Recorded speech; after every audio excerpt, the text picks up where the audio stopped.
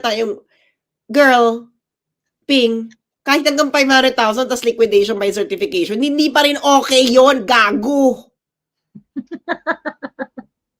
Tangina, sa kasawiang palad, Ping Lacson.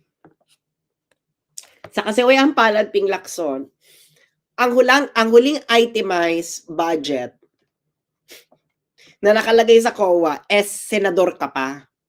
Okay.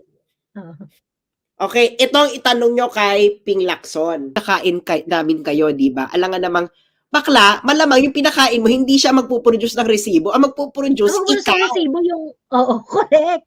Ang magpuproduce ng resibo mula doon sa pinagbilan mo ng merienda, boba. Oo. Yung pinagbilhan mo ng merienda, yun ang mag-i-issue ng resibo.